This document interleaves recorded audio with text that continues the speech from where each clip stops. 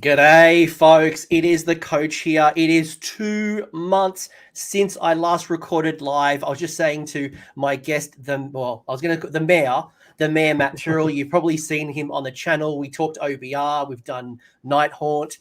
We've done plenty of shows. But I was just saying to Matt that because of AOS 3, I haven't live streamed in like 2 months. So it's pretty crazy. And I thought, what a good start is with Soulblight, given that I was meant to do a preview video like on Soulblight. And like as I'm going through the book, and I'm sure you were the same, Matt, going through this battle tome in 2nd edition, I'm like, there's so many things here that don't make sense. I'm looking at things like Blood Knights. I'm looking at all these things. I'm like re-rolling ones for your Deathless. I'm like, so what? Who cares? Yeah. And you had even your White King, like it was re-roll ones to hit, and everyone's like, he's trash. Why would you want that? It was super weird. And I decided not to record that preview video because it was on the cusp of AOS 3. And I'm like, I'm just going to hold and wait till this AOS 3 comes out and look at it with fresh eyes.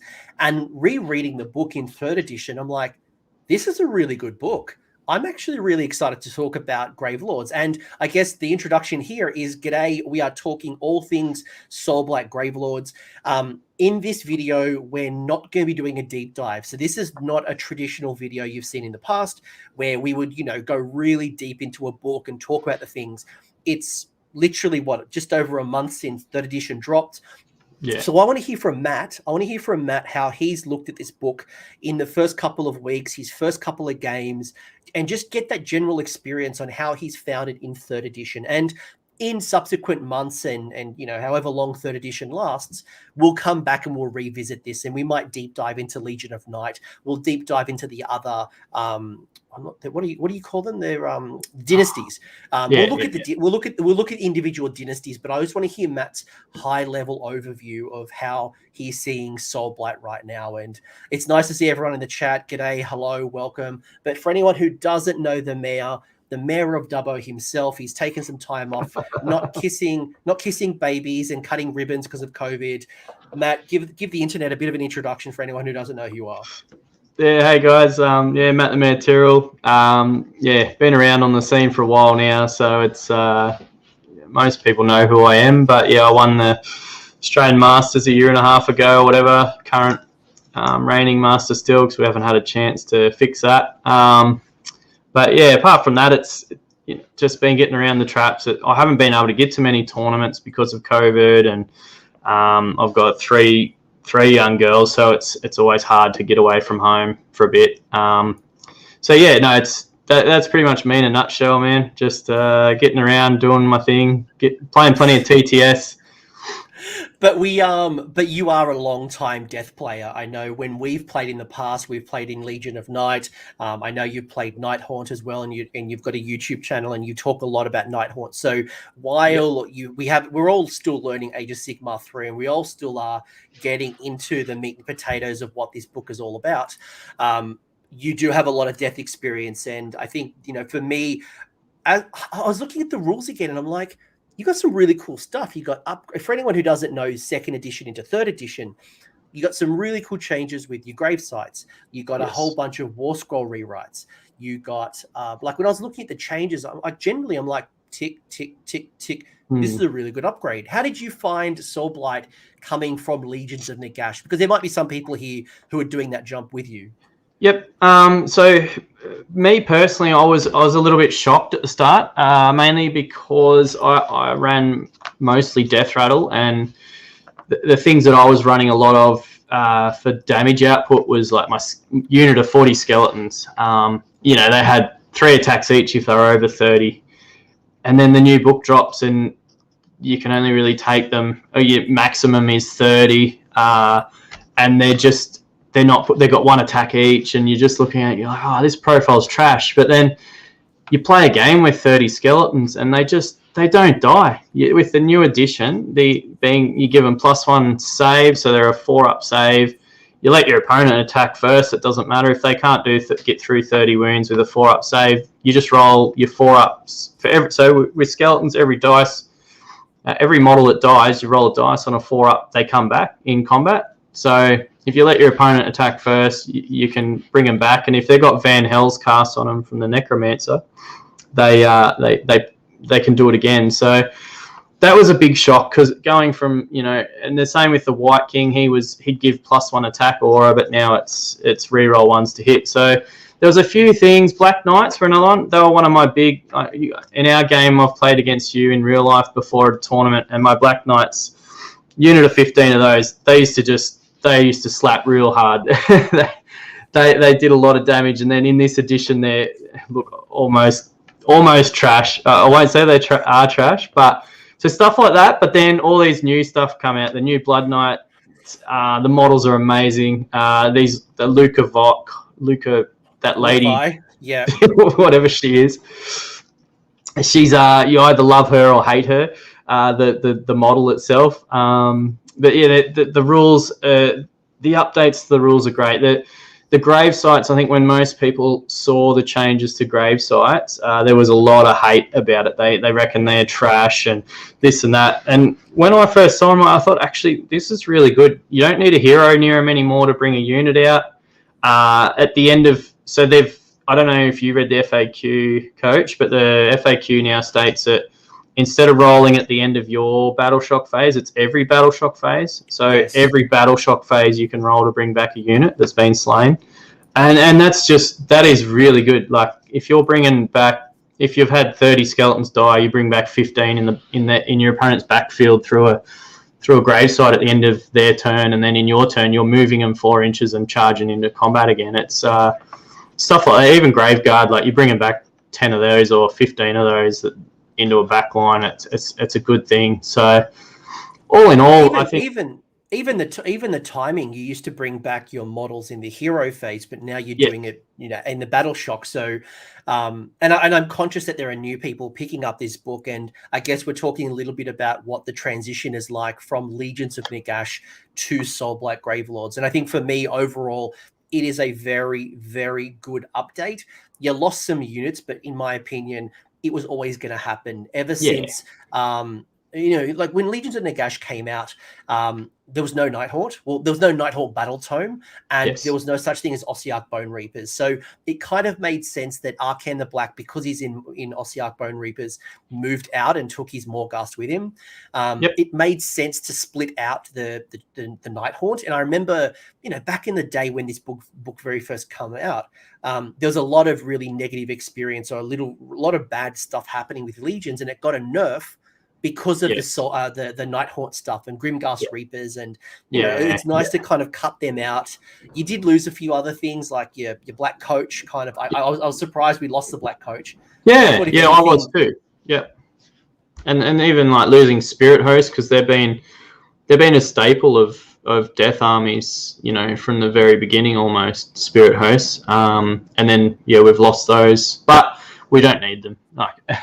Most of the stuff made sense. It was the Black Coach that surprised me, because there is a vampire at the back. I thought, you might keep it. It might be a good way to sell those models, but no. But overall, I think it's the fact that it's a Khan Wraith driving it. I think that's the main thing that they've done now. It's because that reason. But in saying that, even in the Nighthaunt book, it's not a Khan Wraith driving it. So No, but look, it's. I'm really excited to talk to you about this. This is really a first look, and Gravesites. But just to answer Lord Virus, Gravesites are not a terrain piece. You put them anywhere. But it's not even a thing. It's just a point on the battlefield. It's if you put a marker, if you put like a clear token marker, or if you put down a wonderful converted Gravesite using tombstones and the Sigmarite mausoleum, that's great. But it's nothing. It's just a point on the battlefield, so it's not a terrain piece. You can't smash it to rubble. You can't do anything like that. No, it's just a dot on the field. And as Anzo said as well, zombies. Holy shite! Did zombies get a glow up? But it's not just zombies. They got skeletons got a glow up. Graveguard got a glow up. I felt a little bit bad for the old Direwolves. I thought the Direwolves having to go up to a minimum battle size of 10 with the coherency rules makes it tough. But otherwise, you know, Blood Knights are great. Love the new Fellbats. The new White King on Steed is just takes me back to Warhammer Fantasy days with that glorious model. Yeah. What is the best faction and why is it? Is it Vicross? Is it Vicross? Virkos, I think it is. All right, Virkos. Well, we'll see what Matt says about it. And one D Critical says that it's right. We're getting faction wars right now. But overall, Matt, you found this. This is you've enjoyed this book. You found it. Fits well in Age of Sigmar 3. You it's the first book that's written for AOS 3, isn't it? Like and there's no other books out yet written purely for it. So I think it's in a really good spot right now.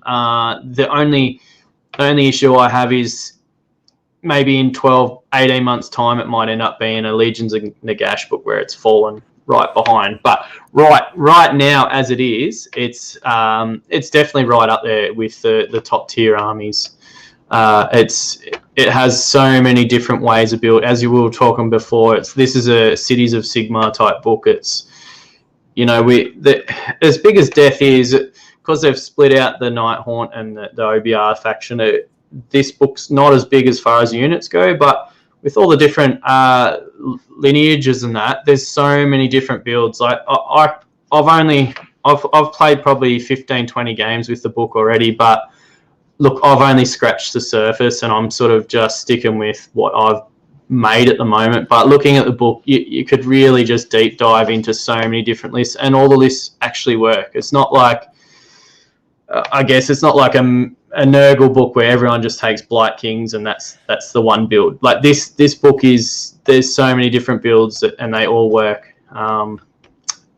They're not all going to work as good as each other, but they're all very, very well up there. So yeah, and that's why today's episode is more just an overview as opposed to a deep dive. Because you're right. I think one of the differences that I found between Legions and this is that Legions, it didn't really matter which Legion you were in. You could almost take the exact same list and transport it between Knight and Blood and Nagash's what was Nagash? Yeah, the Grand Host. The Grand Host. Like you could literally take the same list. And I did that. My list I played I was running in Legion of Blood, then I was running it in Grand Host, Legion of Night. You, as you say, literally you could run it in anyone. But now minor tweaks. It was minor. Yeah. All it was you got a different command trait or a different artifact. Really, was all the difference was. No, that's great. No, you're right, and I think now it's really taken list building to another level because you do get some new ideas, and it actually does not force you, but it does reward you for taking certain builds. And I think when we get into one of your builds, we'll start to see how it kind of all comes together. But what have you learnt so far by playing Soulblight, Legions of Nagash? Don't say it. The chat needs to ping me. Stop that. I'm going to break that habit. Soulblight. So with your Soulblight, like, what have you learnt so far playing with them? Because you've played in TTS, you know, we played some real live games. Like, what have you picked up so far? They pump out the damage. You can kill just about anything with this army. And it also has the staying power as well. It's got a bit of everything. I think its biggest weakness right now is probably your shooty heavy armies, like, you know, maybe like Tzeentch at the moment. I don't want to talk too much about other armies, but Tzeentch at the moment it counters everything. Like going up against Tzeentch is a really hard task. But apart from that, like. I just don't want you to pass that moment. Is it because of the magic dominance and magic dominance? So they're stopping your important spells, like just clogging up the board with bodies of pinks, and they're summoning. They've got summoning. You know, if they're casting cogs, every hero can cast an extra spell, and then because they're casting so many spells, they can then just summon 3 units onto the board every turn. And I think 1 or 2 of their heroes can summon a unit of pinks. So it's just like their first turn, they've got a whole almost 1,000 points army just on the board in front of them that they're like, here, deal with this. We haven't, it's a really hard thing to deal with. And then they got such good shooting with, their horrors and all that sort of stuff. So, and then you've got, you put RK on Kairos, Be'lakor. It's just, it's it's hard because Be'lakor, he shuts down your important heroes. Archeon, he's hard to kill. I think a unit of 20 Graveguard fully buffed will kill Archeon, but it's a struggle. It's trying to get them into him. I want to call out this comment here from Lord Virus, because one thing that I've noticed in Age of Sigmar 3rd edition is Hero Hammer is back. I played Warhammer Fantasy, and I think it was 6th edition or 5th edition or 7th. It was that edition where it was just like all about the heroes. It was about mega powered heroes, and then it kind of went into this. It was all about like maximum hordes. Unit sizes and hordes. It was about hordes. Yep. And I feel like we're back there, because when I look at the meta, you've got, and at the moment, obviously it's only been 4 weeks or 5 weeks, but, Daughters of Cain are running like Morathi and Gotrek. A lot of Order armies are running Gotrek in their force.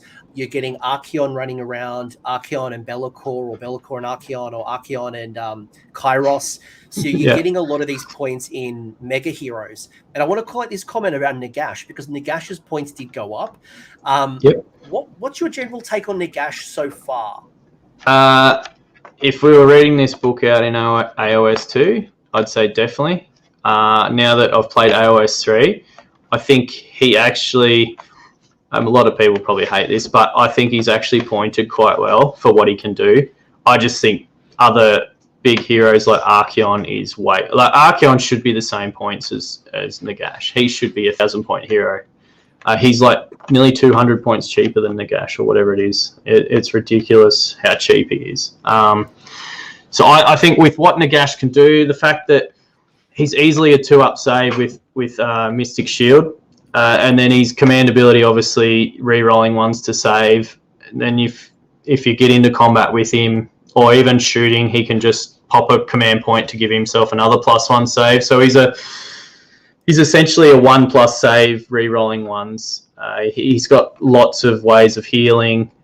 I think for his points and with him, his casts and all that sort of stuff, and he can shut down opponents' magic with his +3 to unbind. I think 970 points, it sounds like a lot, but I think he does quite a lot for what he's costed. Look, in saying that, he's not. If you're looking for a hero monster that's going to go out there and just wipe out stuff, he's not that hero. He's good. He's one trick pony that everyone talks about is you can stack 8 arcane bolts on him and run into something and just do 8d3 mortal wounds. But realistically, he's wanting to cast one cast is at least a Mystic Shield. Another cast is probably one of the faction spells, and then another one's probably one or two of his own spells. So it's realistically, you're probably only casting 5 arcane bolts, and 5d3 you might get for almost 7. 1,000 points. Like you're literally paying 50% of your army cost in one model. So what we were saying before we went live was that because the board size got a lot smaller, it's hard to avoid these big heroes. Like before, I could put half of my army or swing my army to one side, and it would take a while to get, or I could avoid these types of heroes. But now Archeon, Nagash, Morathi, you put them in even Gotrek. Gotrek, he's a 4-inch move model. It's hard to avoid them. It's because that game size is so smaller, and because even your deployment zones are compressed. You're in combat sooner. You're in magic sooner. You got to deal with redeploy. So even Gotrek, he's a 4-inch move model, but you get within 9 of him, he can move another d6 inches, and then in his turn he's moving another 4 inches. Then he's charging. His threat range is a huge threat range now compared to what he used to be. And that's he's one model. I really don't understand Games Workshop when this new edition dropped. Every hero got a points increase, and his points went down 80 points or something. It was crazy. Let's move away from Gotrek because it's going to take up the whole show. The fact that he's not a leader choice and he can go into Hunters of the Heartland, and he got a discount, and he can steal heal because he has a hero keyword. Yep. You're triggering me, so I'm just going to move on. You're going to trigger me because no, I won't talk about it. I'll lose the plot. But coming back, right now we are in the season of Ghur. So the battle pack that most people are playing, because there are 2 battle packs. You could play the battle pack from the core book. What most people will probably play is the Ghur stuff. So getting things like the Metamorphosis, getting the 2 extra battalions, getting the additional victory point for killing a hero each turn. How have you found playing in Monster? Yeah, that's what I meant. I meant Monster. I knew what you meant. That's why I fixed it. Thank you. How have you found the Ghur battle pack? Has that changed anything? Like, obviously, Metamorphosis is such a great spell, especially for anyone who is struggling with monsters. A few extra grand strategies too. I think like yesterday, the day before, going a little bit another army, but playing Nighthaunt, and they don't have access to a monster anymore because there's a bit of, we don't know if we can take a Mongol or not. So the fact that you don't have a monster in that army, casting that spell is almost invaluable, because a lot of the new battle tactics, you need a monster keyword to get bonus points, scoring. So yeah, that side of that Metamorphosis is a great spell.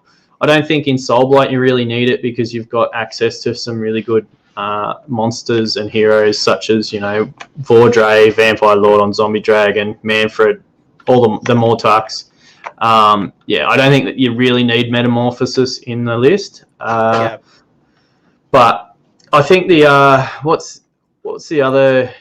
Is it the Rally or whatever it is? Is that Ghur or not? That's just the general. No, Rally is just a general battle strategy. Yeah, that's right. But you do get other things as well.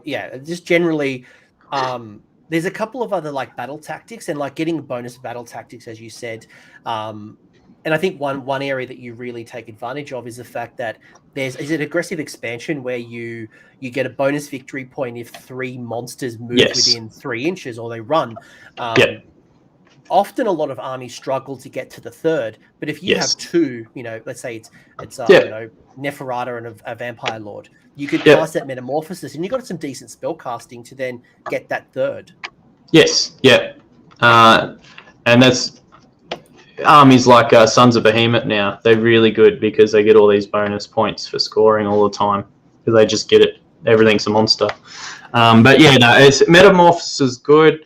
What's the command? And yes, ability? You can also take a Mega Gargant if you need it. Although I don't know if I'd want to. It's like it's too many points for what it does for 1 extra point a turn. And if it counted as 5 towards the objective, or if you got some type of rule, that'd be great. Well, they get +5. All monsters get +5 now. Yeah, but sorry, what I meant by 5 is it's not counting as like what the megas do in Suns, which is 20. Yes. Yeah, of course. Man, people are jumping the gun. Like it's good. It's good. Well, I'll ask you, and then we'll get to lists. Manfred. And I think I was going to say I know the answer.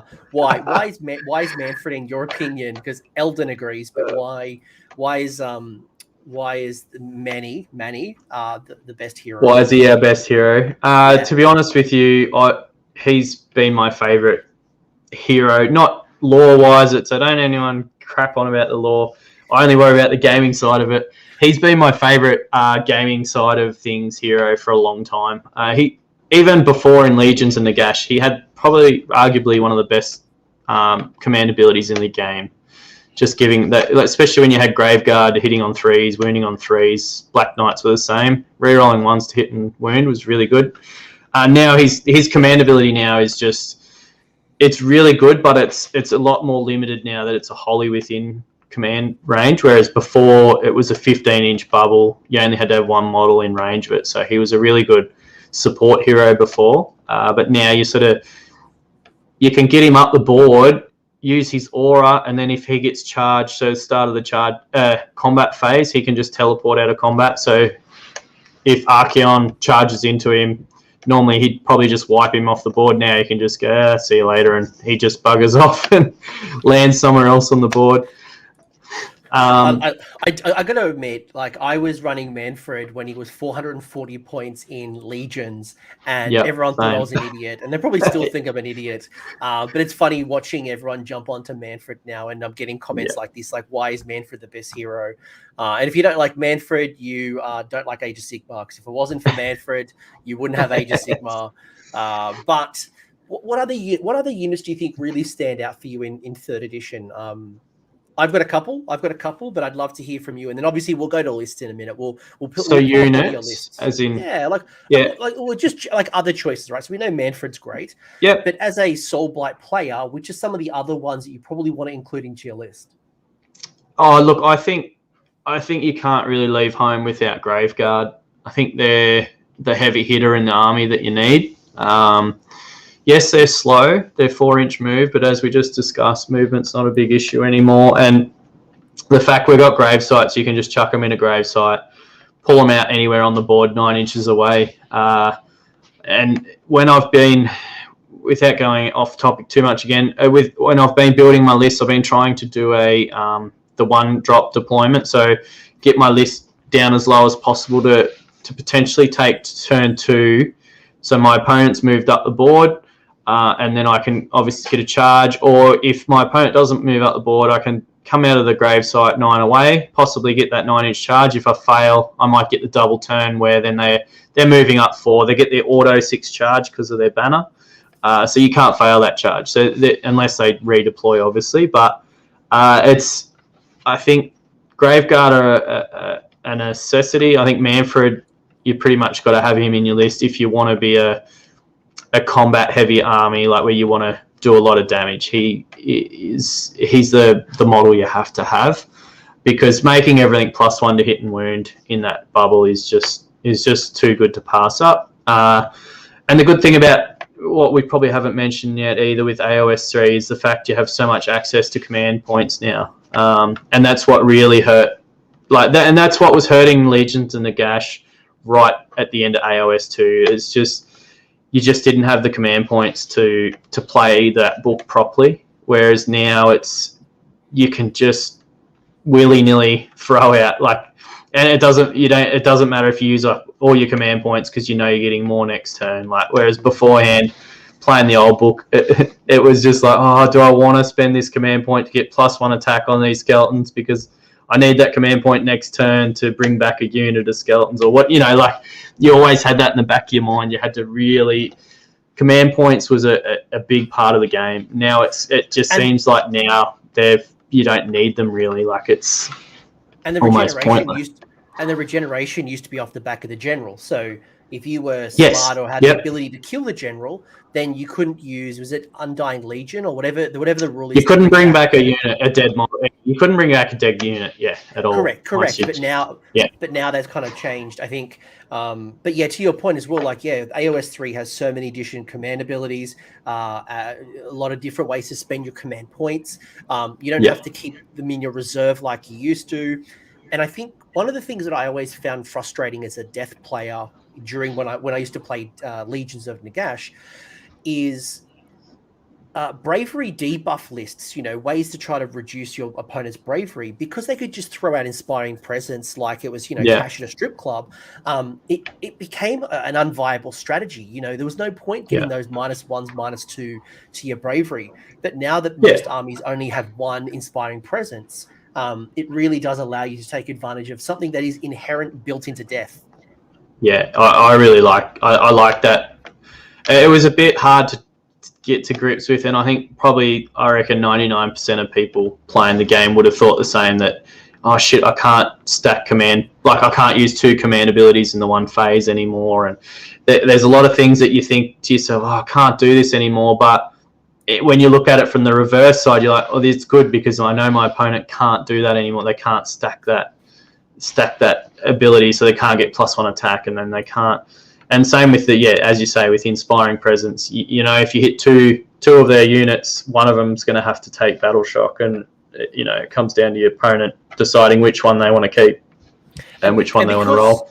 And because you've got so many monsters in Legions of Soulblight, Because you've got so many monsters in Soulblight, you've got the ability to roar and stop them from using a CP in combat. It doesn't stop them from doing inspiring presence, but you can stop them from putting up attacking or defensive buffs, which you just want to get in and rip in. And and it's even really annoying too. Playing with monsters and you charge into another monster and you both just roar at each other, and then you can't use a +1 to save, or that side of the game can be annoying at times. No, I'm gonna get Soulblight Gravelords stuck in my head. I'm not gonna go crazy. But I think the other thing as well, I think to consider is also, we kind of talked about it earlier in the show, is just that order sequence. And I noticed when I was looking at the death units, there's some really interesting mechanics, and we'll talk about this in some of your lists, in letting your opponent attack you and then you attacking back and then doing some regeneration, or there's some really interesting movement mechanics and just order of activation. I like the new rule with starter combat phase. So stuff like so when I first looked at the book and I seen Manfred and he could teleport at the start of combat, and I thought, that's really good, but what if I'm playing against an army that I'm thinking AOS 2 here. I'm thinking, what if I play against an army that fights at the start of the combat phase? They can still kill him. But then once the book comes out, the rules, and then the new rule is stuff that happens nothing fights at the start of the combat phase anymore. So it's abilities, so Manfred can actually run away. So the only way to kill him really is with shooting or charge something next to him and pile into him, sort of thing. But yeah, it's interesting how they've changed the order of activations, and I really like how they've done it. Yeah, I think overall, like, just to kind of put an overarching on this, I think there's a lot of great tools that you've got. Even things like a lot of shooting armies. With Unleash Hell. You've got things like the Fellbats that now can serve a role in it. You've got some movement shenanigans. You've got summoning shenanigans. You've got some good spell casting. You've kept some of the great stuff from Legions and brought it into Soulblight, and then you built upon it. So, I mean, yes, there's some negatives. Yes, unit coherencies made things a little bit harder. Actually, I might ask you that in a second. But, things like Direwolves going up to 10. You're keeping coherency with your skellies or your zombies. There's some things that obviously you're going to work around. How have you found coherency, by the way? With does it de-incentivize you from taking like blocks of 40? Is it hard? So the stupid thing is they haven't actually addressed the coherency issue with 25 mil base models. So you can literally put one line of models all the way across the board still. There's nothing stopping you doing that, because you still, one model to the next is less than an inch. So it's kind of dumb what they've done, because all it's really done is hurt stuff on bigger bases. And so if you're playing stuff with 25 mil bases, really that hasn't changed the coherency. It doesn't really mean anything anymore.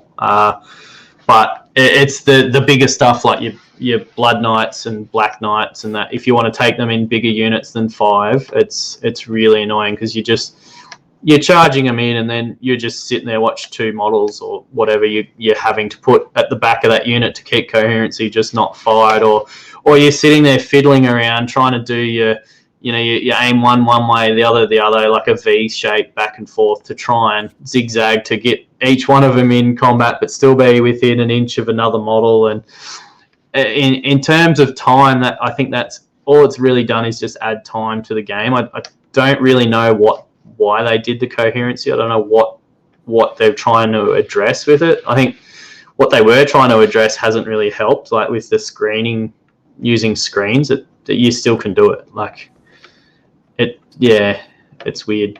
So is it fair to say, if I just summarize, correct me if I'm wrong, so with your 25 mils, you're finding that it hasn't really been an issue, No. because coherency, as long as you're not stringing them out too far, if you're base to base, base to base, you're fine. Yeah. But if you are working with cavalry, so it's probably disincentivizing you from taking a block of 10 to fit in Blood Knights or Black Knights or Direwolves. Or even people that have it's hurt the armies like Gore Grunters that come in units of 3. So as soon as you take that sixth model, if you double the unit, you're worried about coherency all the time. Same with Vanguard, like if they come in 3s as well. So it kind of as I say, I just don't know what they tried to address with it. I'm really not sure. So it's a weird one. But right now, it's just a consideration. And I think to what Hayden said, I would 100% agree. MSU Cav would be the way to go. And for me personally, because I used to run a lot of Direwolves in my Mannfred list, I would not run Direwolves right now because of the coherency with 10. At the moment, it's just not worth it. I'd rather take zombies, Graveguard, Skellies, something. Yeah, because it's a pain trying to move them. Like you're trying to move them and keep them, as you say. It's just you're trying to keep them in coherency. It's not fun, especially with their big base now. I think they're slightly bigger base, aren't they? The Direwolves, like a 60 mil long or something. Yeah, it might be 60 something. Some of the other units that I noticed that are quite popular right now, because I was looking at it, and the London Open and Lone Star GT had each had a list from Soulblight in their top 10, if not the top 5. I think it was top 5 in both of them. And some of the things that are most common right now is your Skellies, your Death Rattle Skellies, your Zombies, your Necromancer, your Blood Knights, Damma, your Vampire Lord. Are they all things that you're finding popular at the moment, or are you? I think so, and I think you'll find too that those units you've rattled off. I reckon both those lists would be quite different to each other too, which is another thing I'm finding with this book is you're not seeing, like if you're seeing a tournament, you're not seeing 5 lists with the same thing, like with the same build. They're all completely different. I can't even say I've seen 2 lists the same. Even in Discord and that talking on the death channels, you're not seeing people write the same lists over and over, which is really encouraging. I really like the fact that it shows you that the book's in a good place. Yeah, the Lone Star Open list that was top 5 was is it Callisto Dynasty? Yeah. Which was based more around the Blood Knights, and then the one at London Open was Legion of Night, that was more around a big block of Graveguard, and it was a bit of a mixed list that you probably would have seen. It had Nagash as well, so I think a bit of a So I think to what we're going to show in a second, your list is very different too. Yeah, exactly. Yeah. All right. Let's stop cock teasing everybody. Let's actually show the list and maybe talk a bit about I want to show you a list. Like let's talk about your list, and let's talk about like what brought you to this point. So for anyone who might be listening to the podcast, this is it the Vicross? The V-Cross? V-Cross. Yeah, it's VYR. Yeah. The R's before the K. So yeah, V-Cross. People who watch this channel know that my pronunciation is a fantasy. I make it up. It's a fantasy world. I just make stuff up.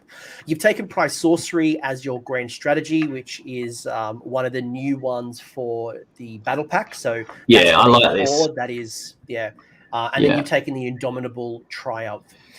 Yeah, mainly because I'll just quickly say why the Triumphs now. For this army in particular are pretty useless. Indomitable's the only one really worth taking. Like one of them, the ones gives me +1 to wound, which I'm getting that anyway. And the other one is I can't even remember because I don't worry about it. But Indomitable, I just took it. Just in case. Most games I don't use it anyway. It's you got to lose a lot of models out of a unit, and I've only got units of 20, so it's not a huge one. So continue on. Sorry. So why? No. I was just going to read it out before you started talking about your decision. But just for anyone who might be listening to this later on the podcast who can't see the list, so they're your high level stuff. You got yourself a White King on the Steed, which is the general. It's under the Pack Alpha command trait with the Amulet of Destiny. That is one of our new artifacts. It's almost like don't leave home without this artifact. You got yourself Manny. Manny has got Soul Harvest. You've got Vordrai, which has pinions. You've got Belladama, one of the new models, which has also got the orb. Amaranthine. I'm tongue-tied already. And then you've got the Vampire Lord with pinions as well. 2 units of 20 Graveguard, 1 unit of 20 zombies.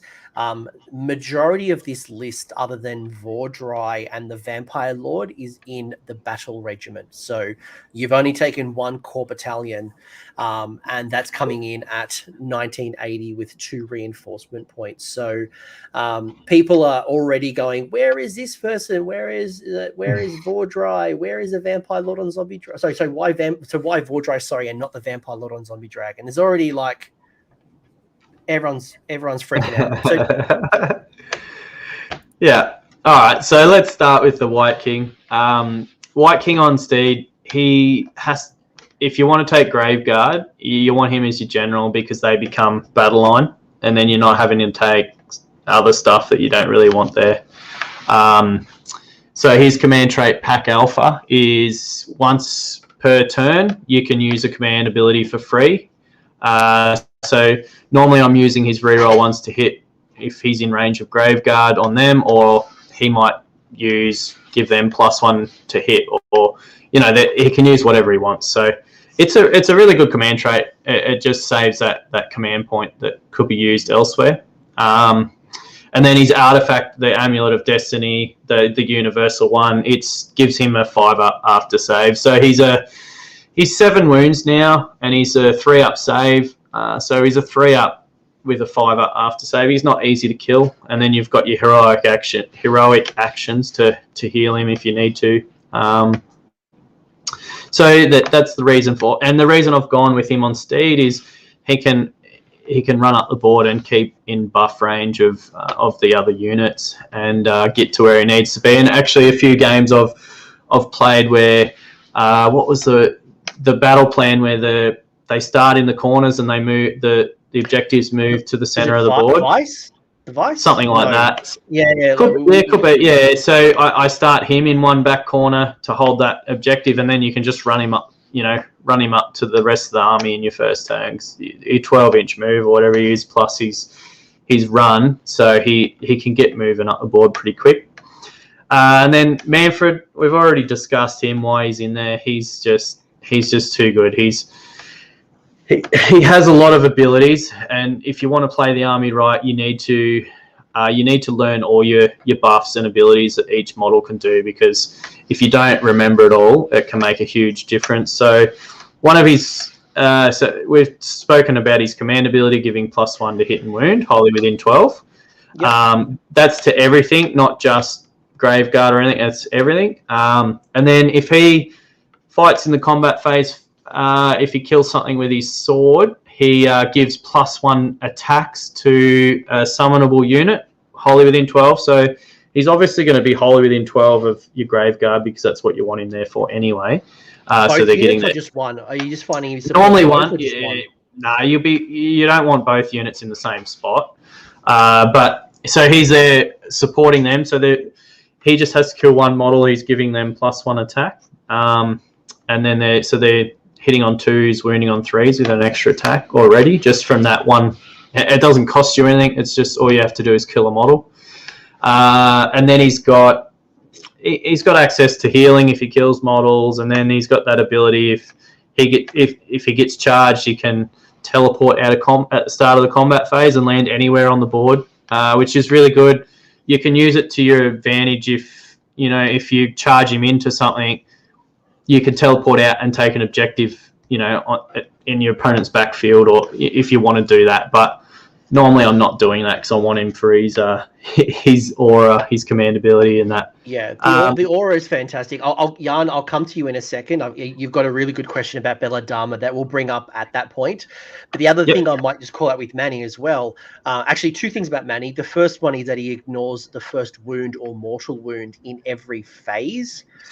Yes. That's important phase. So it means if he takes something in the combat phase and he takes something in the shooting phase, he's ignoring 1.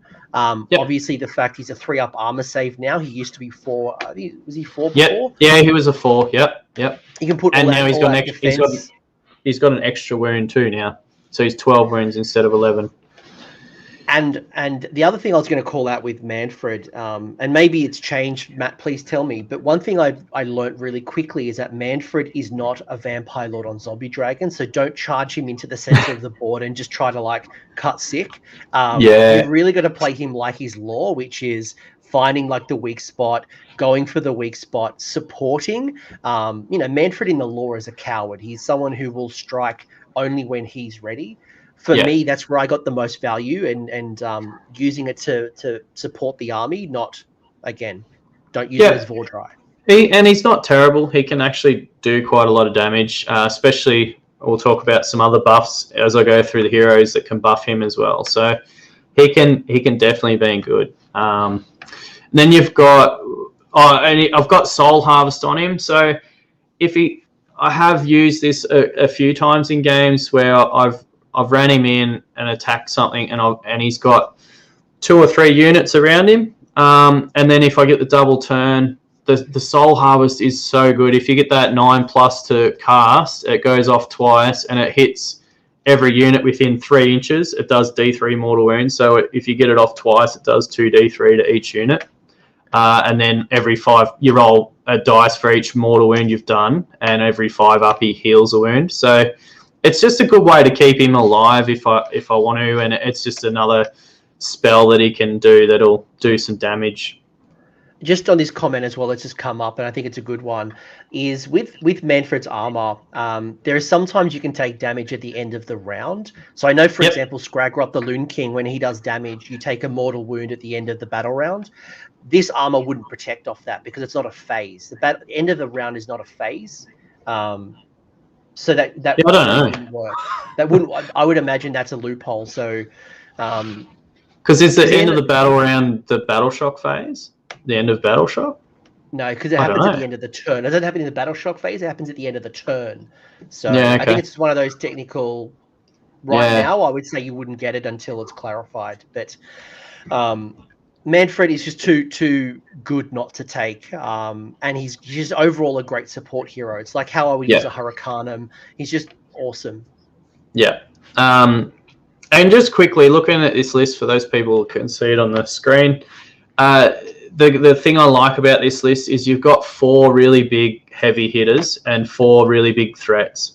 So if you're coming up against someone like Be'lakor or such, they can't just pick one, like your big threat, and neuter it, because it doesn't matter. You've got 3 others then to get up the board. And again, if you lose one of these threats, you don't really care. You've still got hard hitters coming in.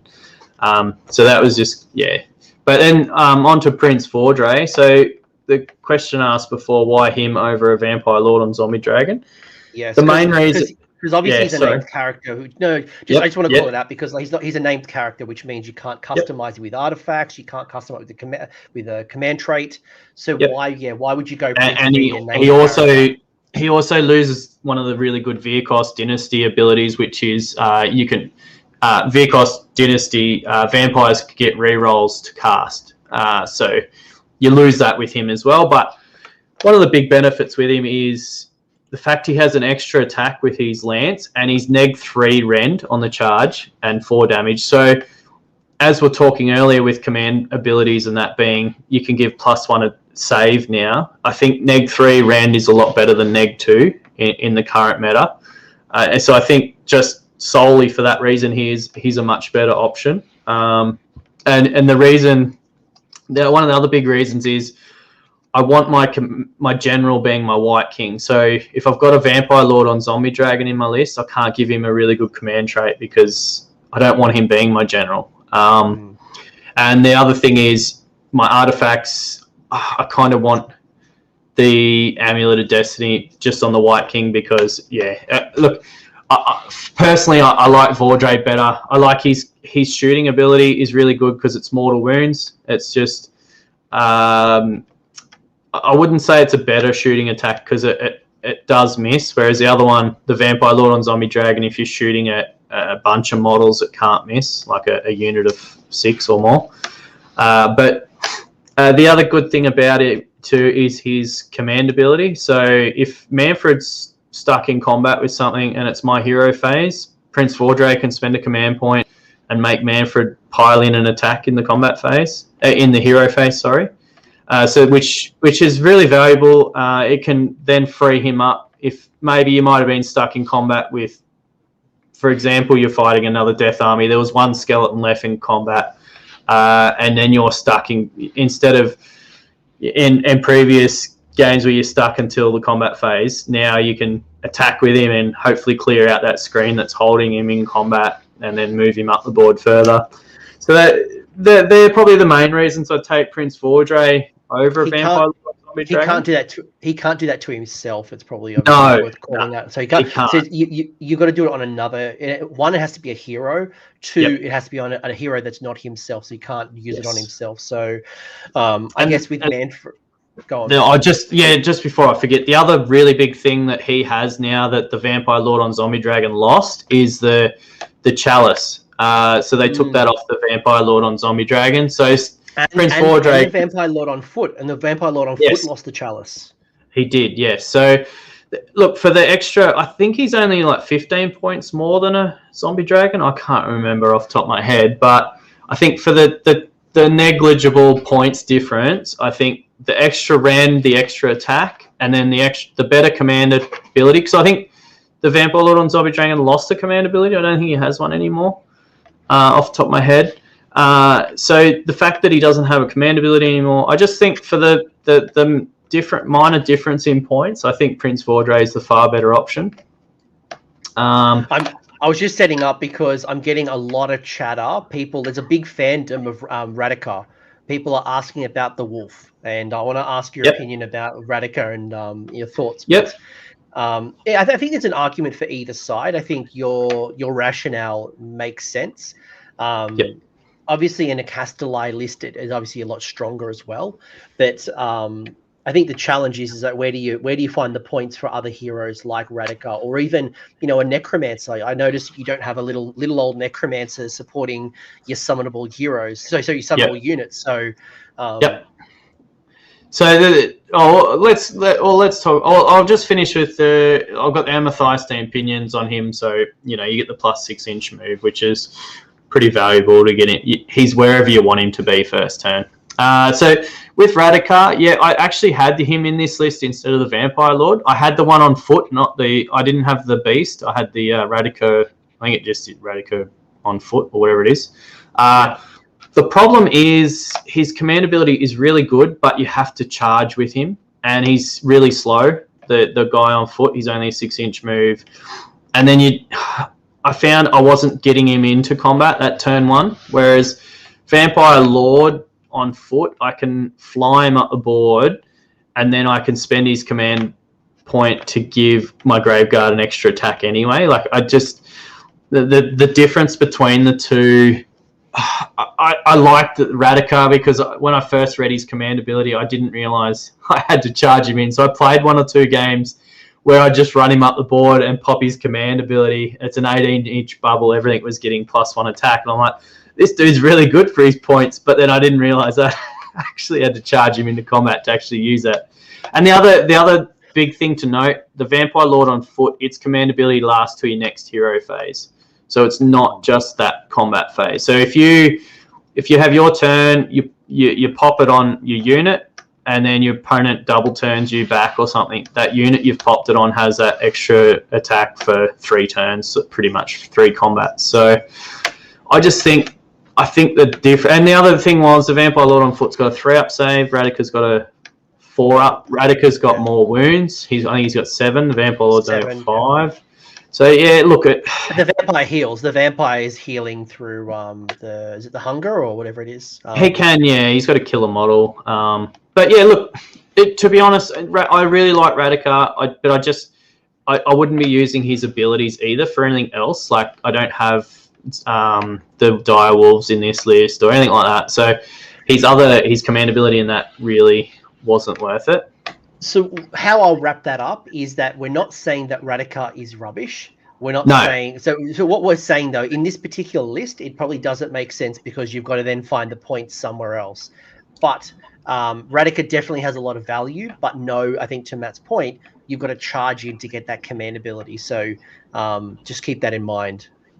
Yeah. And then the Necromancer, the reason I haven't got a Necromancer, I was explaining this to Coach beforehand, 20 Graveguard when they're fully buffed with all these buffs, or even not even fully buffed, half the buffs, they don't really need to fight twice. I've found most games, whatever I'm charging them into dies with 1 round of combat. So having tried to waste a casting attempt to get that Van Hells on them, I don't think it's worth it. If I had a unit of 30 skeletons in this list, I'd definitely have a Necromancer, because I think you got to have it. And look, I'm actually been toying around with changing this list to get rid of the zombies and put some skeletons in, and possibly drop the Vampire Lord and take a Necromancer. But that's all down the track. That's other stuff. Yeah, and again, this is a first take, right? So as we play tournaments, as the meta kind of settles and we kind of get a good idea of what the world looks like, this list will evolve. It might change dynasties. As you said, you swap things out. You might find that shooting is a crazy meta right now, and you're going to need something like your Fellbats to handle Unleash Hell, right? So as the meta evolves, I guess. What I was going to say, I've got some anti-shooting to stop that Unleash Hell in this list, which I was going to get onto next with Belladamma. Yes, I was going to say, I was wrapping that up before we moved to Belladamma. One of the comments that came out as well. Actually, there's 2 comments, really. 1, you often see Belladamma walking around with Spell Portal. And 2, one thing that really surprised me from this particular list that I want your thoughts, Matt, is that Belladamma gets a lot of benefits and boosts when there's a unit of Direwolves, yet there are no Direwolves in the list. So what was the trade-offs, and what was the rationale on why you didn't bring in the Direwolves? So the reason look, I just didn't have the points for, like, I'd rather have 20 bodies on an objective with my zombies rather than take 10 bodies with the Direwolves. I would agree with that. And then her spell, obviously, if you get it off, you're summoning Direwolves anyway, so it's not hard to get the spell off and then run, because it happens in the hero phase when you summon them from the spell. They can then move in the movement phase, so you can just move them back to her anyway, and be her bodyguard, because that's the main reason you have them, is to be a bodyguard for her. But the other reason is I don't really care if she dies. It's another hero in my army. I've got so many different heroes and different buff pieces. I don't really care if I lose any of them, like as in one of them or 2 of them. And I think that's a good way to have your army, because if you've got an army that has one main threat, like say I only had Mannfred in this list with a few other heroes that didn't really do much, everyone just targets Mannfred and it's game over. Whereas this list, I've spoke to a few people and they're like, oh, why go a Vampire Lord? He's only 5 wounds with a 3-up save. I'm like, well, if my opponent wants to waste all their shooting on a Vampire Lord and kill it, I don't care. It's 140 points of, it gives me 1 extra attack if, potentially. So that's the kind of one of the reasons I haven't bothered with taking the Direwolves, is because I'm not too stressed about losing her in this list. It goes back to you having multiple threats. That's really the key. Exactly. So the biggest reason I've taken Belladamma is the fact that she becomes a general as well in this list. And the other thing is she has really good... So she's a double caster. She gets to reroll her cast attempts. She's +1 to cast. She has her spells, we'll talk about the summon Direwolf one. So it's 18-inch range. You pick a unit. It takes D3 mortal wounds. Every model that is slain, you get to summon a Direwolf in its place. So, as I said, if you want to try and get a bit of a bodyguard unit, you do that, and then you move them back to her to have a bodyguard in for next turn. But the other really good ability is you cast it. Say, for example, you're playing against LRL, Techless or something, and you cast this spell. Because you get rerolls and a +1, you can potentially fish for a higher cast attempt, because it doesn't say failed cast, it just says reroll cast rolls. So if you roll, say for example, you roll a 6 because you need a 7, she's +1, so you get a 7. You think, well, I'm against Techless, he's probably going to he's going to get unbound. So you re-roll it and hope for maybe a 10 plus or something like that. So, and then it goes off, you summon a Direwolf, and the rule is it comes into within 3 inches of the unit you've taken a model. So say you cast it at a unit of Sentinels, you kill a Sentinel, you put a Direwolf there. In your turn, you can move up to them, charge them, and they can't unleash hell because they're already in combat. It's really quite valuable. It's a cool little spell. Although all the LRL players right now, like the Elf Pro, is laughing at your thoughts of being able to cast a spell with a Techless there with his auto unbind. Well, maybe all right. Well, let's just say what an example. Wrong example. Someone who's not Caradron Overlords. There you go. They're not unbinding anything. What I will say though is things like, so one of the extra rules that Age of Sigmar 3's brought in is the miscast rule. So should you roll a double one for a spell cast, and it would obviously 1 do damage to you and 2 stop you from casting with that model, being that Bella Damma is a double caster, you can obviously re-roll that as well. So 1, you're getting the +1 to cast unbinding and dispelling, but 2, you can avoid some of those negative consequences. But thinking that we might defeat LRL in the magic phase might need a new strategy, Matt. Look, he has that. It can happen, but there's plenty of other spells in this list that they probably want to try and stop as well. So it's not, it is what it is. But and then her other spell, which is probably the main reason I've taken her in my list, is it's a buff spell, and it's a wholly within 12 of her in the combat phase. Any Soulblight Gravelords, so this could be Prince Vordrai, this could be Mannfred. So that's what I was saying before, Mannfred can get buffs. This buffs him, this buffs Graveguard. So any 6 to hit is an extra hit. So you put that on 20 Graveguard that you've given them +1 attack or whatever. They got 60 attacks.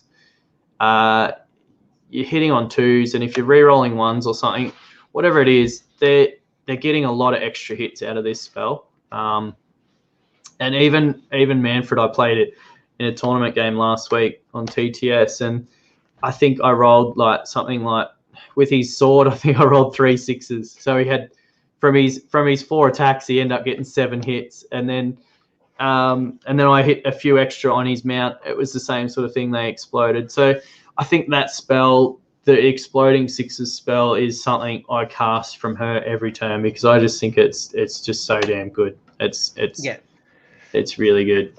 And obviously, when we get to the Graveguard in a second, we're going to see where the exploding 6s and all the pluses to hit and to wound from some of the other support hero really kicks into play. But before we get to that, I just want to ask one question from Lawmaster of Sotek, who will be doing the Nighthawk show with me very, very soon, is what are your thoughts on some of the other heroes like, Levi and the Vengorian Lords? Do you have any thoughts around these monstrous vampires?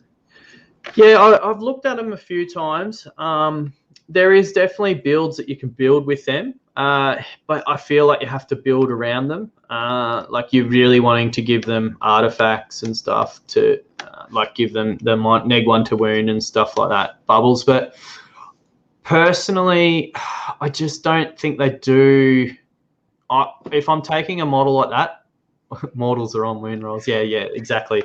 And that's what we'll get to with the Graveguard, is how getting the exploding 6s and additional attacks are going to start getting into mortal territory. But continue, Matt, on your vampire monsters. So the main reason I haven't really delved into them is the fact that they just, to me, if I'm taking a big monster like that, I want it to be putting out damage, and I think they lack a bit in the damage department compared to your Vampire Lords or your On Dragon or your Prince Vordrai. I just think I know they're cheaper, but I just think they fall down a bit for what they do, because I don't know. You've got, as I say, you've got to build a list around them, and and as I was saying before too, this is a book like Cities. I haven't really pushed my thoughts into that side of it yet. But I have seen people building lists around them, and it does work. Yeah, I think in the current meta, I think I know we talk about the meta right now. It's obviously an emerging, settling, very weird meta right now. I think the incentives for having combat monsters is just too high right now. But when we move out of this battle pack, because we don't know how long we're going to be playing in Ghur, it could be 6 months, it could be 12 months. But whenever this next battle pack comes in, we might find the incentive swings to be more around the Vengorian Lord as opposed to, I think right now, yeah, I'm probably incentivized to take Vordrai and the Vampire Lord as opposed to a Vengorian Lord, unless I had a specific build, as you mentioned. They got the neg 1 to wound and stuff like that. So they're probably more of a defensive style build. But yeah, as I said, I just haven't got to that point of building lists. It's a whole different list, I think, if you're taking her. And it goes back to Legions of Nagash was really about grabbing one list and you can jump around pretty easily. I think this one, there is specific incentives and particular builds that are stronger in each of the dynasties. But to answer Sis's question, we're not looking at specifically all of the dynasties and all of the lists. I think it's too early, and we'll keep. And I think to Matt's point, in future episodes of the channel, we'll go into particular builds and really double down on Legion of Night and Legion of Blood and things like that. But we've just kind of talked more about holistically what this faction is looking like currently. And if you just joined us, go back to the start. Let's talk Graveguard. Graveguard were decent in the old book. And I think more people liked, Van Hell's Dance Macabre with your skellies. Zombies were a bit of a joke in the old book, but they've got the 6-inch pile in the zombies. Graveguard are doing mortal wounds. Talk to me about where Graveguard are coming in, because we talked before that we tore the show, and some of the damage you can do from 20 Graveguard it looks unassuming, but it's like being punched in the face by a heavyweight boxer. Oh, look, point for their points cost and the amount of models they've got, they probably do the most damage in the game at the moment, point for point. So in this list, there's a lot of buffs that can work on them. So as we said, Manfred can give him +1 attack if he's killed something within range of him. He's obviously giving him +1 to hit and wound. So it's important to note too, for those that can't see this, the Great White Blades, they're not the shields. They're not the sword and shield Graveguard. So the Great White Blades are 2 damage and the sword and shield are only 1 damage. So these are both the 2 damage units of 20. Right. So there's a big difference there. The main thing, the difference in their hitting and wounding, the shield and sword hit on a 3 instead of a wound on a 3 instead of a 4. The shield itself is pointless. It gives you +1 to your save, which you get anyway. You can give your Graveguard +1 save anyway in the combat phase if you really want to, or cast Mystic Shield on them or something. So they're both going to be a 4-up save no matter what. But yeah, back to the buff. So Manfred gives them +1 attack if he's attacked first. It's giving them +1 to hit and wound. So now they're hitting on 2s, wounding on 3s. Belladama gives them the exploding 6s if she's in range, which she normally is. The Vampire Lord on foot, or the White King. So because you can only do... oh my God, I hate building Grave. I'm with you on that. I've got all my Graveguard I've had for years, and building them with Great White Blades is a pain in the ass because you've got an arm, a hand, a weapon, and they all got to glue at the same time. And if you try and glue it one at a time, it doesn't work because it's all got to line up. And if you've got fat fingers like me, it's not easy. They're a pain in that. They're like one of the hardest. I think they're the hardest model to build. It's the pleasure and pain. It's like if you're going to use Graveguard, you've got to go through the pain. But when I looked at the Graveguard profile, you're getting the 2 attacks. You can go a little bit defensive, but I think the way you've built it so far is very offensive, and especially with the amount of buffs. And it might also be worth calling out as well, and people might want to look at the FAQ, just how auras work as well. So, and how it means that you can issue commands in the hero phase despite getting an ability from an aura. So so you can always double down in that. Yeah, and the last buff that I can give them. I've got to choose one or the other. So I've either got the White King buff to reroll 1s to hit, or I've got the Vampire Lord buff to give +1 attack, because both of those now happen in the combat phase. So you've got to pick one or the other. if you've got your Vampire Lord in range, you're giving an extra attack because that's better than reroll ones to hit, quite frankly. So then if you get all those buffs off, let's just say they're all buffed, you've got 20 Graveguard with 4 attacks each. So there's 80 attacks. Are they on 25s or are they 32s? They're on 25s. On 25. Cool. Okay, so it's really not hard. That was where I was going to go. It's not a very hard to get them all into combat. No, exactly. You're getting them into combat. The only issue is if getting this extra attack, Manfred's had to attack first, so you might lose a couple to being hit first. But just depends. This is just pure math hammer. But so they got 80 attacks, hitting on 2s, exploding 6s. So that takes out the ones you miss. So you hit 80 times. Wounding on 3s, you're missing a third of the time. So you're wounding 60 times. Every 6 to wound is a mortal wound in addition. So if you're wounding 60 times, there's 10 mortal wounds. In addition to 60 saves, sorry. So your opponent takes 60 saves. If they're a 4-up save, they go to a 5-up. They're failing a third of those, which is you're getting 40 go through, and because they're double damage, that's 80 damage plus the 10 mortal wounds. So that's 90 damage on a 4-up save unit. Even on a 3-up save unit, it's killing that unit. I do want to call out as well, another thing that we've learned very quickly in AOS 3 is how important mortal wounds are, because when you look at, let's say, a Blood Knight, for example, and this is just one of many examples, a Blood Knight can be on a 2+ armor save. So Rend -1 or Rend -2 is almost nothing. Yeah. It's not to say that it isn't. It's still got value. But being able to reduce mortal wounds in addition just allows you to handle some of these really high armored saved who might have Mystic Shield, who might have a ward save, who might have a really high 2+ armor save. I think some people are going to really need to start thinking about where they're getting some mortal wounds from to handle these super high armor saves.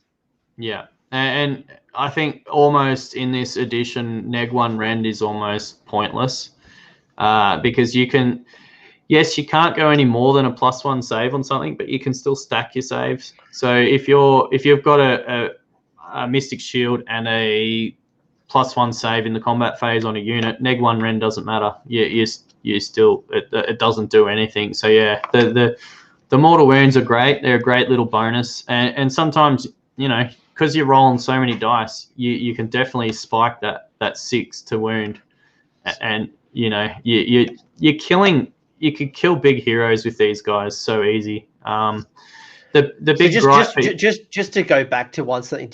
I think we might have caught some people off with the maths. Just to remind them, you've got 2 attacks with your Graveguard. You're getting a +1 attack through was it Manfred? Manfred. Yeah, if he attacks with his sword first. Yep. And then you're also getting +1s to hit, +1 to wound from Manfred's bubble.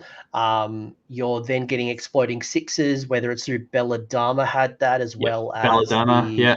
Belladamma had the exploding 6s, so it means that if you roll a 6 off the back of there's 60 attacks, you probably get statistically or 80 attacks. There is, yeah. How's your 80? They're 4 attacks each. If you've got Manfred, and the Vampire Lord on foot can give him an extra attack. Cool. So you're stacking the double. So you're getting +1 from the Vampire because Manfred, Lord, the Manfred sword one's not a command ability. It's so they can receive it in addition to a command ability. Yeah. Cool. So, and you can obviously do that. You don't have to do that on Graveguard. You could do that on zombies. You could do that on Skellies, and then use Van Hell's Dance Macabre to make them double attack. But that's how we're getting up to 80 attacks, and then the sequence continues. So the big gripe people have with them is that they're a 4-inch move. But personally, I don't think I've played a game where they're not in combat by turn 2. It's just 4 inches in this game is small, but it's not bad. Especially with Gravesites, you just pull them out of a Gravesite 9 inches away. So if they're not, you can do that turn 1. So then by turn 2, you're in combat. Like there's no ifs or buts about it. And because you got Prince Vordrai and Manfred that can move so fast, you move them up the board. You use them as your alpha strike, and you bring the Graveguard up behind them. Your opponent charges into Prince Vordrai wanting to kill him. they kill him, I don't really care because I've got 20 Graveguard coming up behind him to deal with whatever they've thrown at him, sort of thing. So the good thing about having 4 big threats in your army is, you know, you've got that risk mitigation of losing something. You don't really care if you lose Vordrai turn 1. You do care, but you don't as well. Like it's not like you put everything into, like, you haven't put everything into one particular Death Star, and you take that key piece out, that your army kind of falls apart.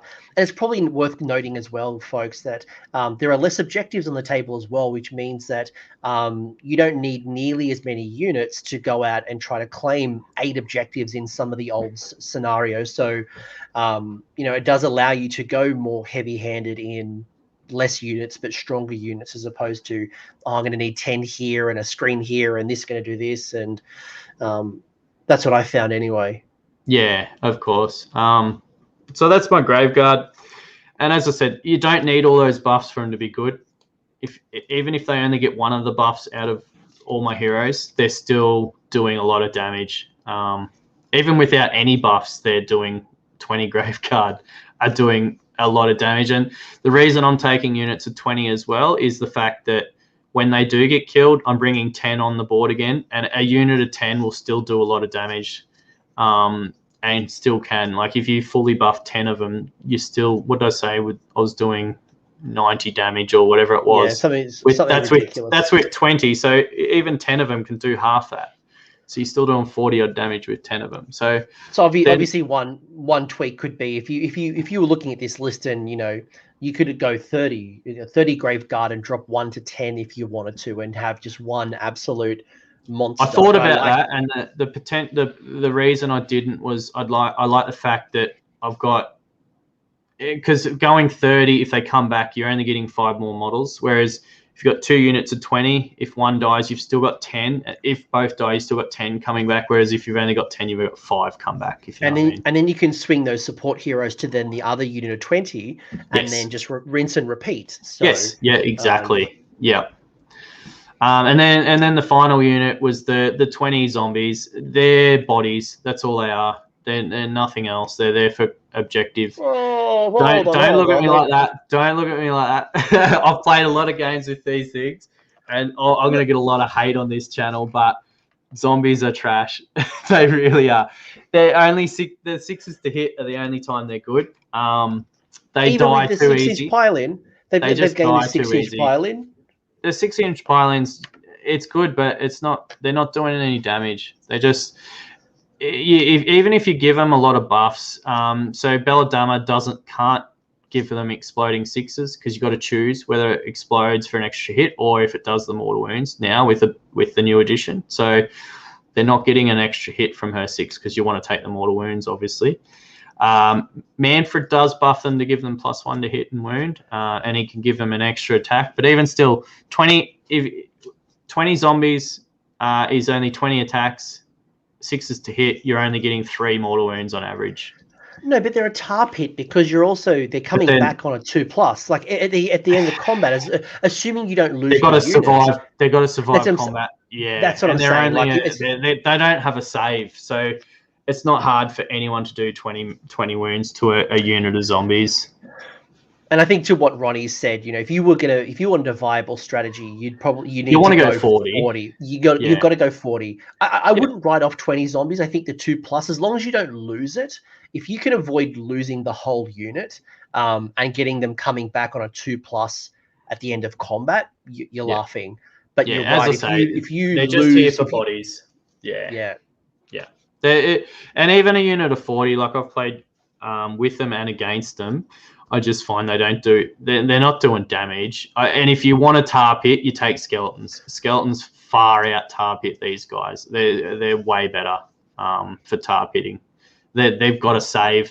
You can give them a 4-up save, whereas zombies at best are a 6-up save. I guess what I'm thinking about is the 6-inch pile-in. So hopefully you can use that to choose how you get into combat. And obviously you're not always going to get the choice, but you can be a tar pit, and In certain builds, you can get it. Yeah, you can get them to a 9-inch pile in certain builds. But as I say, like it sounds really cool and good. But even if you do pile them in, they're not. They just don't get the mortal wounds out. Even with an extra attack, even 40 of them with an extra attack, it's only 12. That's 12 mortal wounds on average, which is nothing to scoff at. But then they're not really doing any other damage apart from their mortals. Before we move off to the units and we kind of start wrapping this up, I can't not talk about Blood Knights. Great new sculpt. Their war scroll has just gotten big updates. You know, they're doing damage and they can, get out of combat and all this stuff. What's your take on Blood Knights? How are you thinking about them? At first, I was really amazed at the new war scroll and what they could do. And if you take them in Castello, they're a little bit better. But I just find their damage output's too swingy. I don't like having to roll D3 damages because I always roll ones too many times, and it's really annoying. I was watching your TTS game, and you were doing D6 damage, and I think you were rolling ones as well. All the time. I do it with Prince Vordray's bloody breath weapon. Every time the D6 damage, it's always a 1. But I find that with Blood Knights, I don't know, and I think a lot of other people I've noticed in the death chat and stuff are finding the same issue, that they're just not performing how they'd like them to, or how they expect them to. Look, I think a unit of 10 would be amazing to get their retreat move, that D3 mortal wounds, but it's, as we were talking earlier, taking a unit 10 means coherency and all that other stuff. And the fact you can't run either when you retreat now, so it does kind of get harder to run over a unit as well. So that ability is really cool, but if they're already in combat, they've probably lost, potentially they've lost 1 or 2 models already. So a unit of 5, they're down to 2 or 3 models. The D3 mortal wound thing doesn't become as good. I think they're all right for an anvil unit. That they're hard to kill with a 2-up save, but once again, they're only 3 wounds each. If they get hit with something with good rend or with mortal wound output, they can get through them. If you build certain builds around them, so if you want to take Neferata and cast her spell on them so they ignore rend, that's really good. That keeps them alive.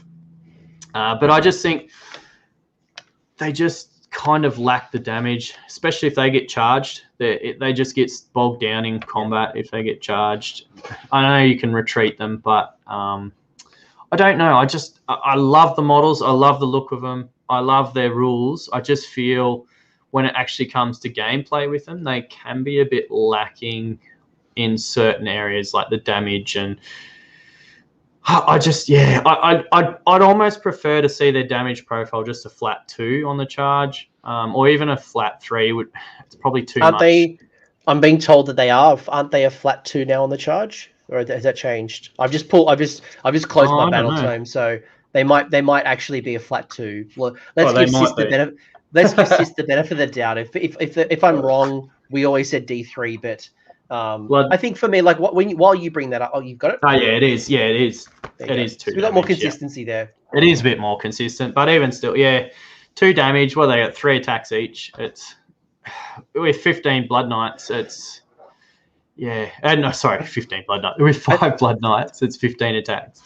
I think you also want to be building a 1-drop. You want to dictate the terms of battle, and you want to get that 1-drop. So if I was going to build a Blood Knight, you're right. You're probably going Neferata, and you're probably going in to reduce your drops as much as possible because you don't want to be charged turn 1. And because of the size of the board, there's going to be a lot more armies that can charge you in turn 1. And you're putting all your points into these Blood Knights that you're not going to have the cheap screens. So that's it, and that's the big thing too. Like people are taking 2 or 3 units of Blood Knights. You just don't have bodies on the field, and you can't hold objectives. But you can, as I said, you can build around it. You can have Neferata, so they neg 1, like her neg 1 to hit bubble. That Levi thing, so neg 1 to wound bubble as well. So if you run those 2 together with Blood Knights, they're not going to die. But you've got to build around them. Like you really have to build. I don't think you can just give a list and just chuck 5 in and hope for the best. I think you have to build around them a bit. if you want the most out of them. They're a specialist unit, much like when I play cities, my demigriffs. You can't just chuck a bunch of demigriffs in and hope for the best. You've got to really find those synergies to build around it to get the points. Otherwise, you're just wasting points that could have gone into bodies, a hero, something else. But this has been really interesting, Matt. Is there anything that you kind of want to close out the show with? Because I guess, again, this is like Cities of Sigmar because it's so deep, it's so rich. It is. And there's probably a million, like I've already been looking at all like best coast pairings and some of the tournament lists. And this weekend on the time of recording, there is like 3 or 4 major tournaments happening this weekend. There's going to be so many more different builds as they start exploring. People are going to run 160 zombies. People are going to run a whole bunch of, different, more like triple vampire lord on zombie dragon type builds. So they're going to evolve over time. But is there anything you'd kind of want to share or close out? I think for me, I'm excited. I don't think, I'm not saying my list is the best list out there. I think there's so many different lists, and as I said at the start of the show, I can't delve that deep into it. Like you need 12 months to be able to delve into all the different builds in this army. And that's why this is a first look. This is why it's exactly. And like people have made comments and look, as I said, the units work, but you have to build around them like it. And I just haven't done that yet. And this is just my point of view with my list that I'm currently running. But there's definitely other armies lists that you can run, and they will work. Don't get me wrong. Blood Knights are great. Like they are fantastic. They do work, but you have to build around them, play with them. I think one of the biggest bonuses that we have got is the Gravesites. I think everyone were hating on them at the start because they didn't heal anymore, but they've got a 12-inch aura now. You can't just put it's important to note that your opponent can't just stand one model on that Gravesite and block out your 9-inch deployment because it's 12-inch deployment now. You can still bring That's another thing is your buff ranges have gotten bigger. The Gravesite went from 9 to 12. Your Deathless Minion has also gone up. Although it's wholly within, it's still is extended. And I think Matt and I were talking about this offline. Is one thing that we've noticed in Age of Sigmar 3, because of the board size shrinking, those aura ranges, you get more of the board. It's easier to have those armies wholly within, or we were talking about the Khorne Demon Prince that has like a, halve your movement. If you sit that in the center of the board, that can take up almost basically, impact everybody. So think about your auras, especially your 12 inches or your 18 inches. It's very generous in 3rd edition. It is. It's not as small as it used to be. And then with the Gravesites now, you can set the 4 Gravesites up. They almost take up the whole board, if you know what I mean. They almost got an aura on every part of the board with those 24-inch bubbles all the way on each one of them.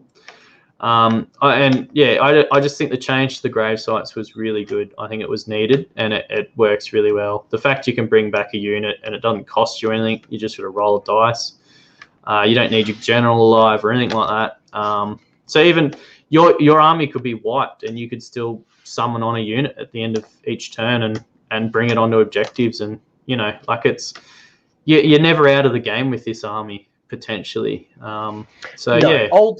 Old legions, you kill the general and you shut down like half the army. If you shut down the general, like it screwed you a lot.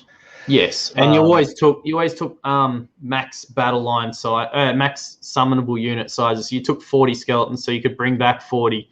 You didn't take 10, so you could bring back 10 because that's pointless. Now it's the opposite. You don't want those big units, but you still do as well. But yeah, you're right. You used to kill the general. It was almost game over. But now it's which is probably why people went with things like Nagash and these superheroes just to keep them alive and keep you durable. Now, even with things like, the Amulet of Destiny and just, the less of a reliance on your general. And then also other abilities like, you had Belladamma in your list, which is counting as a general. So, getting extended aura ranges in addition to your actual general. Then add Monstrous Rampage, add Heroic Actions, add, being able to redeploy. Redeploy is, I think, probably one of the best command abilities that people are still getting used to. I think was talking to I was playing a game with Dave Kerr last night, and we were discussing redeploy, and like we both agreed that redeploy is probably one of those abilities in tournaments that'll really it'll separate the boys from the men. I think I shouldn't say that, but do you know what I mean? Like it'll separate the better players from the worst players, that because better players using redeploy, it makes a huge difference, you know. Well, I've just, you know, in my limited amount of games, again, we've only had a month of Age of Sigmar 3, you know, that redeploy of 1 or 2 inch can be the difference of having to spend a command point to re-roll the charge. And because things like chromatic cogs aren't giving you the biggest boost that it used to, it can be huge. Or you can redeploy closer to the opponent, which I think some people are currently learning. I've done that with Manfred quite a few times. So you move him up the board, your opponent then charges him, and then you just teleport him away, and then they can't get into combat with what they were going to charge into.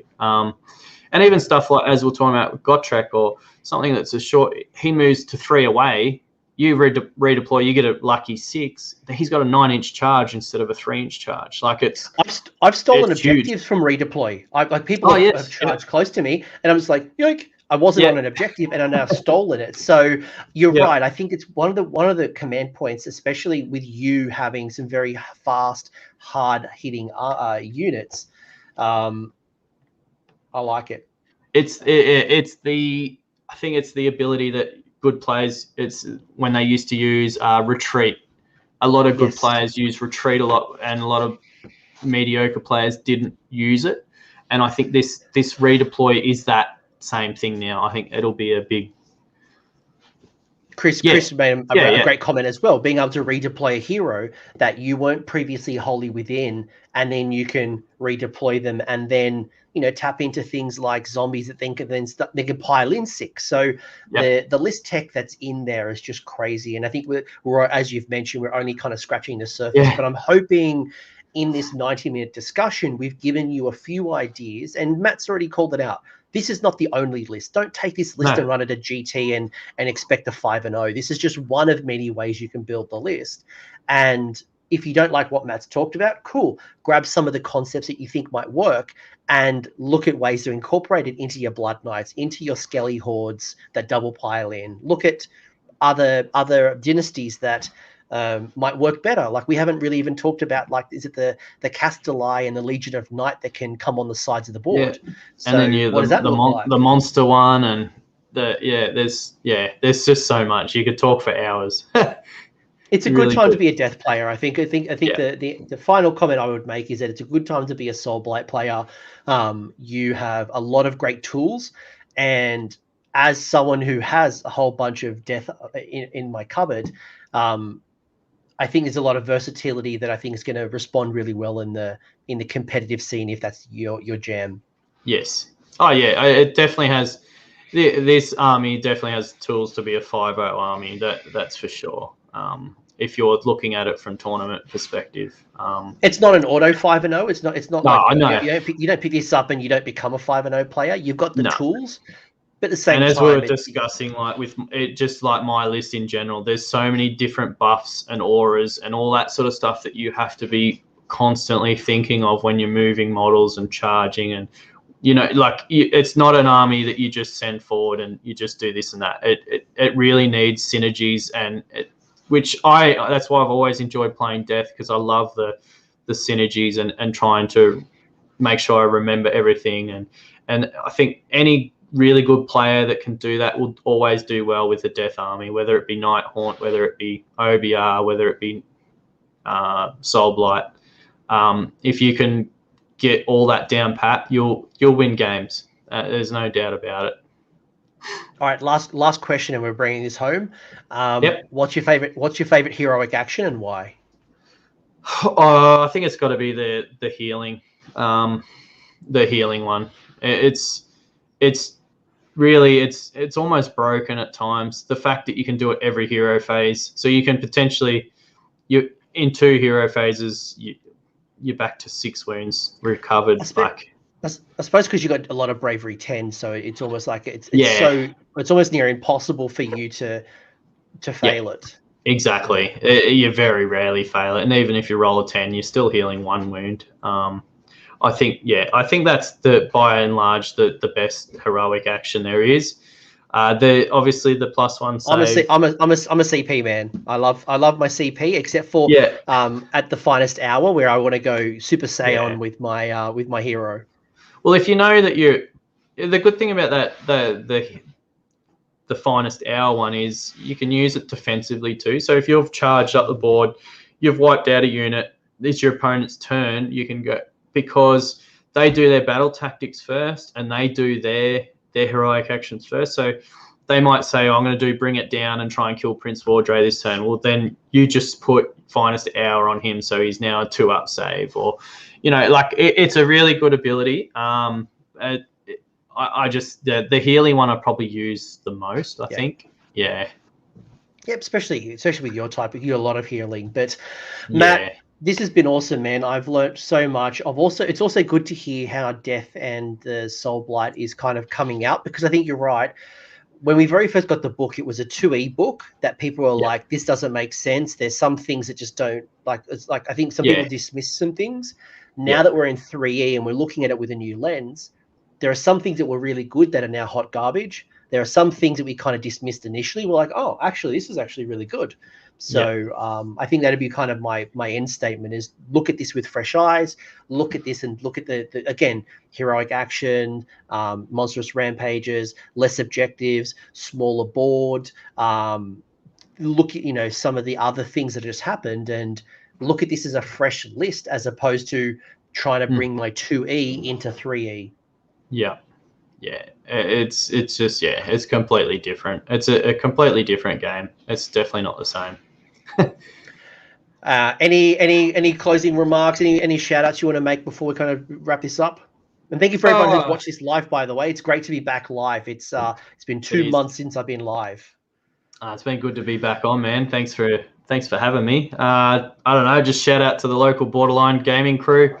We're going to miss out on another games day this Sunday. We missed out on the last one because of COVID. Hopefully next month that it can all change and we can get some games in again. But shout out to everyone in the community. Keep being cool and hopefully see you again soon at a tournament. Yeah, fingers crossed, and hopefully we all get to play soon. And for anyone who is currently playing, enjoy it. I'm in week 7 of lockdown, and I may be locked down in my house until the end of the year. So hopefully I get a lot more. Well, yeah, we won't go there. But Matt, it's been an absolute pleasure. If you've enjoyed the video, you guys know what to do: like, subscribe, hashtag, all that stuff, the YouTubey stuff. But there'll be a lot more of these list discussions and first looks at the factions. So we've got plenty of content coming up, and there'll be more booked in the near future. But Matt, this was a first great look at Soulblight, and I'm sure we'll come back again soon and look at how this has kind of evolved as the meta and as we've learnt more about the faction. But thank you so much for joining. Awesome. Thanks guys. Thanks for watching. Thanks everyone. Thanks for sticking around until the end. I hope you found that video interesting and you walked away with a few new ideas. If you did, I would appreciate it if you hit like on the video, as well as left me a comment. Let me know what your thoughts are in the comment section below. The conversation will continue over on Discord, so link is down below in the episode description if you want to join the Discord and continue the Age of Sigmar conversation. I want to give a massive shout out as well to these absolute bloody legends, these champions who have continued to support me through Patreon or YouTube members. That is going directly into supporting the maintenance and the growth of this channel. So thank you very much, guys. Much appreciated. And until next time, roll more 6s.